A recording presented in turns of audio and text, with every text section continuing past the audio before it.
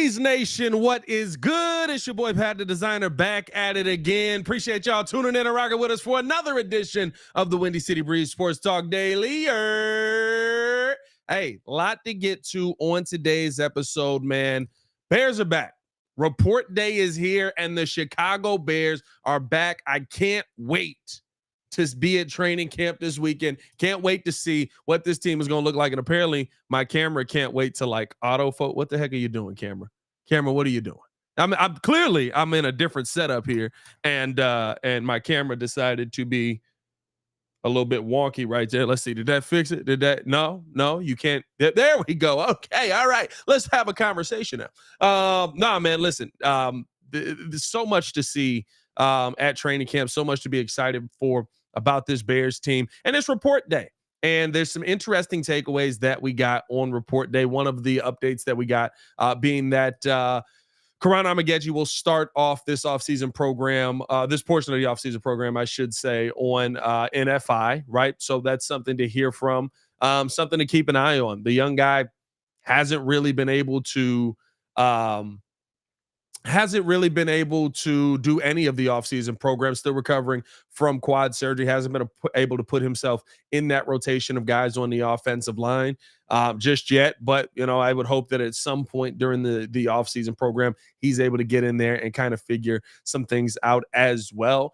We heard a lot of good today. Ryan Poles and Matt Eberflus got an opportunity to talk today first, and I loved what I heard from them. The first thing that you hear from Ryan Poles is all about, building this team, putting this team in a position to go out there and actually compete this year. And the takeaway that I had from it, and like the video if you agree, subscribe to the page. Appreciate y'all tuning in, showing love.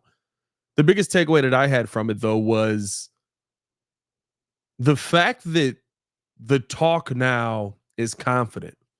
The fact that the talk around this team now is go out there and get the job done. Think about years past, right? When we would hear Ryan Poles do these every year, and we would hear Matt Eberflus go up there every year. And it's like, listen, we're going to go out there and we're going to put our best foot forward, and we're looking to compete, and we're looking to get the job done, and we want this and we want that. But it was always like, but we'll see if we can get there. This year to me seems a little bit different, because it's almost like an expectation of like, there's going to be success. We just got to make sure that we're able to get that success quicker than we got it last season. I mean, they're shying away from nothing up at Hallis. They are shying away from none of the reports, none of the contract situations, anything that brings a spotlight to the Chicago Bears. The Chicago Bears aren't running from it. And I think you hear that with Ryan Poles and how he talked about, his expectations for the season and what he believes this team should be able to accomplish. I mean, of course, everybody's going to say, I want to see our team go out there and be able to win a Super Bowl. Nobody ever comes into these press conferences and says they're not competing for a Super Bowl, right? But it just seems so much more confident. It feels like Ryan Poles is kind of taking a pride in the team that he's been able to put together, and it makes sense. And it makes sense to me that he's been able to do that. Let me know how you guys feel, like I said, in the comments below. What do you think of Ryan Poles' comments? Let me know how you guys feel in the comments section as a whole. The other thing that I thought was interesting is how they're going to handle Caleb Williams. Going to play more in the preseason. We did hear that from Matt Eberflus. Hasn't figured out the snap counts or how many he's going to play yet. But the fact that the conversation around Matt Eberflus to me should be the loudest of everything I'm worried about. The conversation around Matt Eberflus to me is the one that you haven't heard enough about. And looking at how he's gone about his training camps over the first couple of seasons, looking at how he's gone about, trying to put these teams together and figure things out and blah, blah, blah over the first couple of seasons, it's been a problem. When you look at the first two training camps, now the first one makes sense. They gutted the team. This ain't going to be a good team. Here you go out there, win 3 games. Makes sense. But last year, just not enough. Just wasn't good enough. And there's no question about it. You had an unacceptable training camp, and your team looked ill-prepared by the start of the season. You had an unacceptable training camp, but your team looked like it couldn't figure out its left from its right by the start of the season. That to me is the biggest question mark that this team has. Are you going to prepare right? And Matt said today, right? He was like, "Listen, we're going to do more in training camp this year. We're going to take a different route to it. We're going to take these preseason games a different route than we've taken in the past. You have to. You have to." Because your team looked very ill prepared to start off its season last season. That's a concern. That's a problem.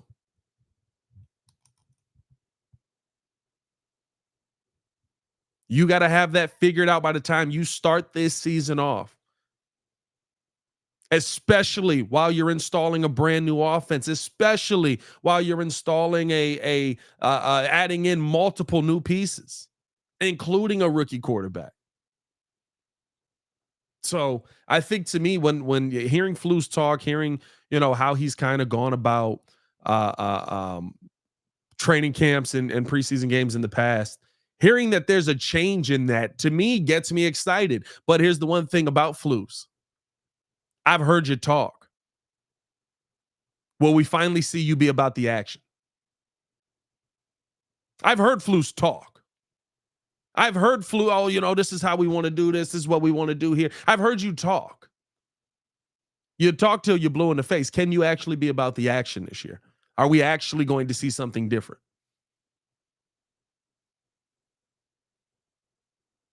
That's my question. That's my biggest question as we get ready to go to training camp. I can't wait. Like I said, tomorrow is going to be absolutely amazing. Tomorrow is going to be absolutely just seeing these guys get out on the field. We got to hear from Rome Odunze and Caleb Williams today.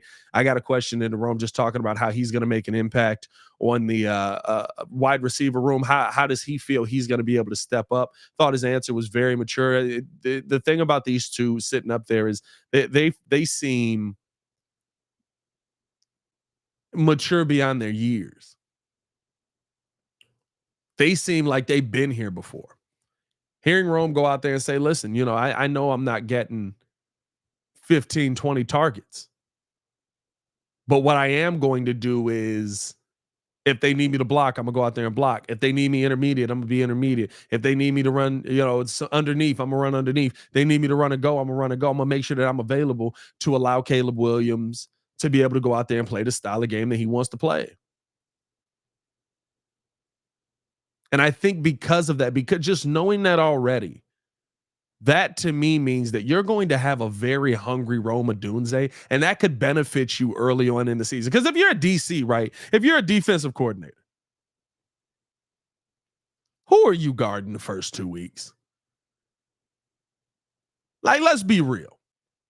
If I'm going to allocate extra assets to somebody, it ain't going to be Rome Odunze right now. If I'm going to allocate extra assets to somebody, it ain't going to be Rome Odunze. I'm putting them on DJ Moore. I'm putting them on Keenan Allen. You want to know why? Because I know what they can do. I know that they can beat me. And I don't want to lose a game knowing things that can beat me, or knowing that I already knew that could be a problem for me. So I think those first 2 to 3 weeks, that's going to be Rome Odunze's time to shine. And then you'll see defenses adjust. And I think that you'll see kind of the targets kind of drop back. But just having the mentality of a guy that, hey, listen, whatever they need me to do, wherever they need me to be, that's where I'm willing to be. Coming in, that to me is the perfect mentality for Rome, because in a very talented, crowded wide receiver room, defenses are going to play you the least. And if he can take advantage of his opportunities early, the rest of the season, he's going to be like a hungry dog. Because when you're only getting 5 to 10 targets in a game, probably leaning more less than 10, right? Probably leaning to 5 targets. I doubt he gets double-digit targets. When you're only getting 5 targets, 6 targets in a game, you're going to try and make the most of those 5 to 6 targets. You're going to try and go out there and absolutely kill somebody in those 5 to 6 targets.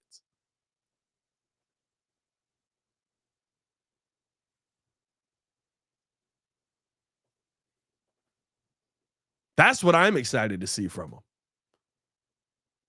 Of course, we got the opportunity to hear from our quarterback. Caleb Williams spoke today as well. I thought, listen, he to me Um, I love that he is not afraid of his star. I'm so ready to watch them play. I'm so ready to watch them play. I love the fact that Caleb Williams is not afraid of his star.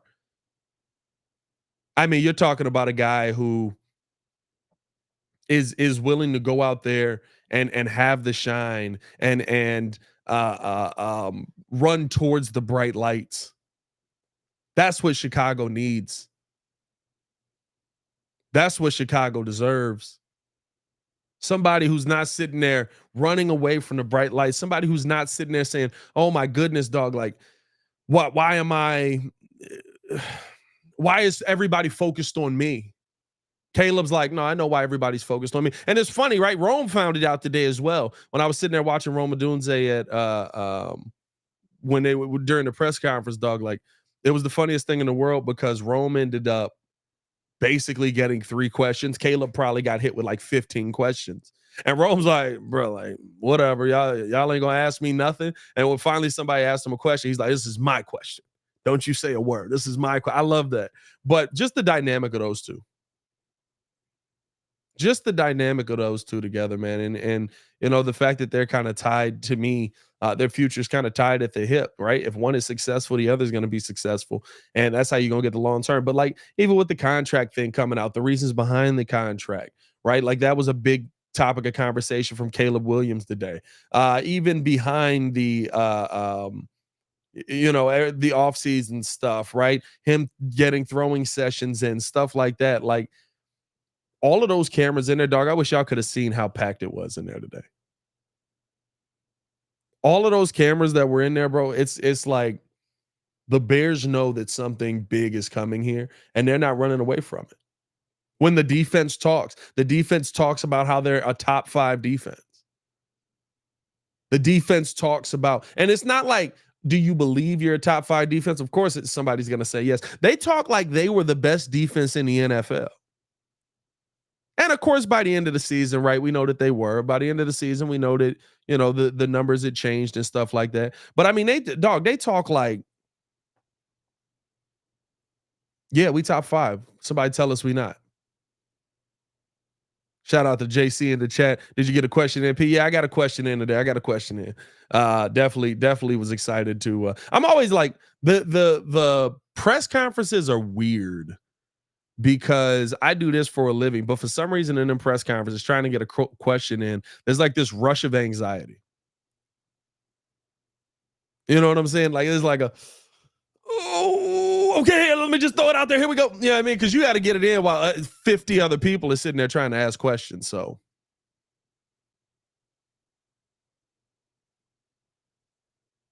but no, man, just very excited to kind of see where this team is at. Very excited to see where this team is going. I'm hoping that we see. I'm hoping that we see the words match up with the actions. But the message to me that was sent today was, we're not afraid. The message to me that was sent today was, we're not running from any of the media. We're not running for any of the spotlight. We're not running from any of the pressure that y'all are trying to put on us. We want the pressure. Pressure makes diamonds. We want to have that on us. We want to have, yeah, I mean, like, the fact that you're seeing that from this Bears team, like, that to me is so, it's refreshing. It's a change.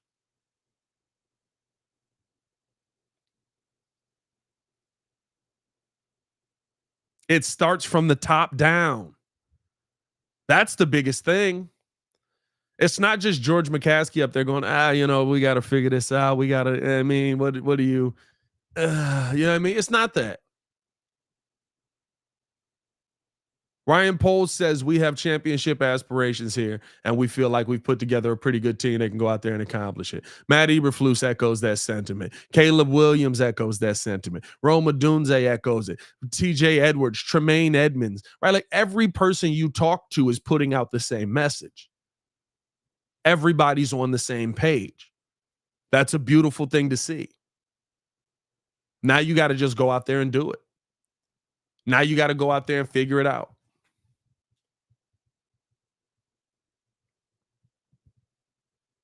And at the end of the day, the play on the field is what matters the most. We get to see that start tomorrow. And I'm excited for it, man. The beginning of the Caleb Williams era is here. I'm excited to see the changes. I'm excited to see what the new guys are going to be able to do. Something else we had heard is that they did get a throwing session together out in LA. DJ Moore and Cole Kmet were joking about it. They're like, we're bad teammates. We didn't get to cook. We had busy schedules, so we didn't get a chance to go.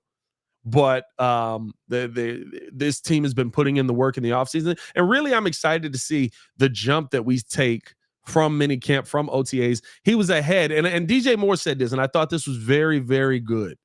About him being ahead of schedule. Talk about Caleb Williams. He said he was ahead of schedule for training camp. He was ahead of schedule for where he was at, or I'm sorry, for minicamp. He was ahead of schedule for where he was at that moment. I'm going to be very intrigued to see, is Caleb still ahead of schedule? Is Caleb, right? Does he shine as much as he shined back in minicamp, back in rookie minicamp, back in OTAs? Does he shine as much in those moments, right? Can he keep this offense together? Because like I said, man, there's a togetherness about this team. I mean, had nearly perfect attendance for OTAs. There's a brotherhood around this team, and you kind of saw it with how they put, how they had 4 or 5 guys, or the pairings on the 4 guys that or 4 groups that they had come out. You had Cole and DJ, you had Matt and Flus, you had Matt and Flus, you had Ryan and Flus. You had these guys in place who were, who are going to be the guys who are going to get the most shine, who are going to get the lights. It also was probably because Hard Knocks was in there. Because, like I said, bro, it was packed in that mug. But I think there's a lot of good coming. I think Chicago is going to be able to finally turn a page and, at a minimum, get to see something that maybe sustains itself.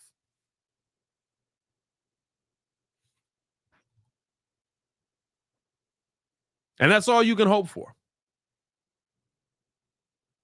That's all you can hope for right now. Going to be very intrigued tomorrow as well to see whether the defense has gotten caught up to.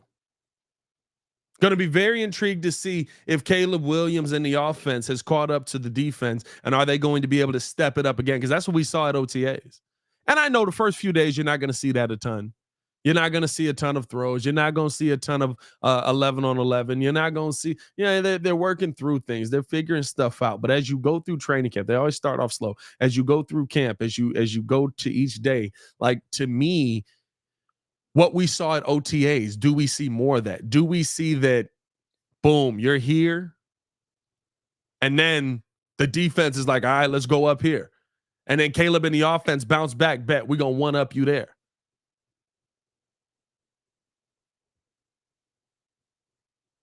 We saw a ton of that in OTAs. Will we see that in training camp? Because that is literally, like, we got a real life chance to see the team push each other to get better. Jalen Johnson talked about it when he was on with Colin Cowherd, right? He said he thought he had an easy pick, and all of a sudden that thing sailed over his head, and he was like, oh, he got some touch on that football there. But Jalen Johnson was able to get some picks off of Caleb Williams, right? You kept seeing this team that was able, boom, I got this, you got this. That's really something that to me takes a football team to the next level. It's so funny. And I think what's different about this is what we saw then. If we can see that in training camp, if we can see that in the practices, if we can see that on game days, right? Like, or if we can see that in the training camp and practices, you'll see that translate to game days. And the difference is, back in the day when we used to see, right, the defense out there dominating, the offense wasn't able to one-up them.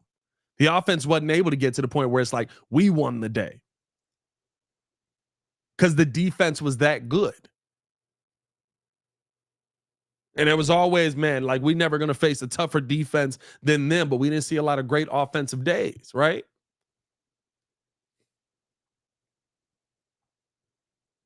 Now you're going to see an offense that can get the best of a defense. Now, at least that's the hope, right? You're seeing an offense that can go out there and actually, oh, boom, we here? Yep. We on y'all heels. Oh, y'all got that pick? Bet. We finna go down here and score a touchdown. Continue to watch this team build themselves up. I'm so excited to see what the Chicago Bears have coming, what they have in store for us. Yeah, man, it was a great day of training camp. It was a great start of training camp, I should say. I'll be back here live tomorrow as well. We'll be live this off season during the weekends and stuff like that during the off season program. Because I'm gonna be at training camp just about every day that I can be up there. So stay tapped in with us, man. Stay tuned in with us. We appreciate y'all who show love. We appreciate you guys that have hopped on here. Hit that like button, subscribe to the page, leave that 5-star review. Y'all know what to do. What Silver Harvest say? Shout out Silver Harvest. Shout out to the chat, man. Chat in the building. Chris, yep, I'd rather see Caleb throw 50 picks during training camp, figuring it out, over trying to figure it out during the preseason when it matters. Yeah. Listen, you here's my thing with Caleb making mistakes in training camp. It's going to happen. Caleb Williams is going to have bad days. You can't overreact to anything that you see in training camp. It's going to happen. But is he going to bounce back from those bad days? That's the things that, right, when we saw Justin Fields in training camp, we would say, okay, the next day, he looked good today. It was a good day for the offense. They're figuring some things out. But still getting the ball out a little slow. Still not getting to that read quick enough for me. Can Caleb Williams take those days where he has those bad days and say, hey, we're going to turn those into good days? Oh, I made that mistake yesterday. We're not making that mistake no more. Let's get that fixed here after practice. That's what I want to see this Bears team go out there and do. But like I said, man, hit that like button, subscribe to the page, leave a 5-star review. Y'all know what to do. I'm going to get up out of here. I just wanted to get a quick update on this. I mean, it was press conferences today, boys. I'm not giving y'all an hour show for the press conferences. But I appreciate everybody who jumped in here live and rocked with us, man. Stay tapped in, of course, if any news break. Oh, before I go, I guess I should mention this. Actually before I go. Interesting update. Maybe I am going to give y'all an hour show. Interesting update on the conversation of Yannick Ngakoue. We got this from Ryan Poles. The Chicago Bears have basically been in constant contact with Yannick Ngakoue. The Bears trainers have actually been working with Yannick Ngakoue through the entire recovery process. And the more you hear about the conversation around that opposite defensive end, it seems very likely that Yannick Ngakoue may be coming back to the Chicago Bears, especially when you hear that the Bears have been in close contact, because they don't have to do that. They don't have to sit there and be a part of his recovery process, because right now he's not signed. He's not a Chicago Bear. So the fact that they're doing that, the fact that they're continuing to monitor his condition, where he's at, how he's feeling, different things like that, that to me made my ears perk up, because that's almost like, hey, we want to make sure you're good before we sign you. Now, Ryan Poles did say that the trainers have been the only people that have really worked with him, that the trainers have been the only people who have really been around him. So the Bears medical people themselves haven't really gotten a chance to look at Yannick just yet. But I mean, listen, like, to me, hearing that the Bears have been that close with Yannick the entire time, hearing that the Bears have been keeping an eye on him, that's a pretty big signal to me that you might see him come back and be a Bear opposite Montez Sweat. And then my question to everybody on that is, okay, if that's the case, where do you have this defensive line now? If you re-sign Yannick, where's this Bears defensive line now? Now, to me, I think you're talking about a defensive line that has some good depth. Now, to me, I think you're talking about a defensive line that has some some teeth to it outside of just Montez Sweat, right? Now you're talking about DeMarcus Walker being an inside backup and an outside backup. Now you're talking about having Austin Booker be that backup opposite edge. Now you're talking my language, is what I'm saying. Now your defensive line goes from like, it's kind of a weakness there to, man, that could be one of the strengths of the team. And I'm telling you right now, I'm very high on Austin Booker. Very high on Austin Booker. I think we got a gem in that 5th round. I think we're going to be able to see that as well.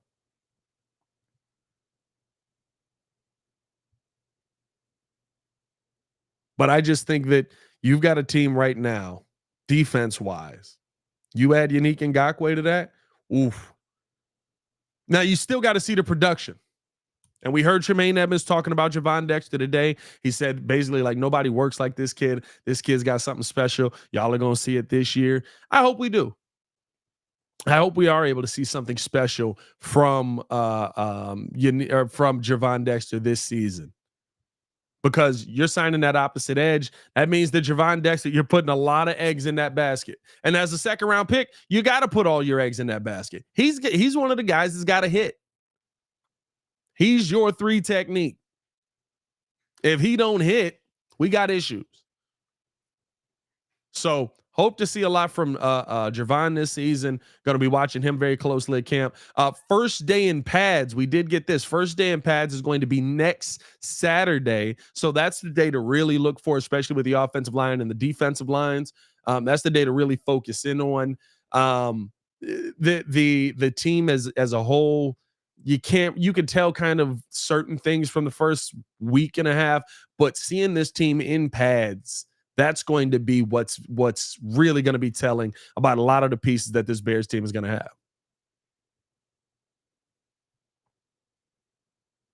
But appreciate you guys tuning in, showing love, man. Hit that like button, subscribe to the page. Hey, I'm gonna get up out of here. Y'all stay safe out there, Chicago. It's your boy Pat the Designer. Back at it again. Brad Don, one love. Peace.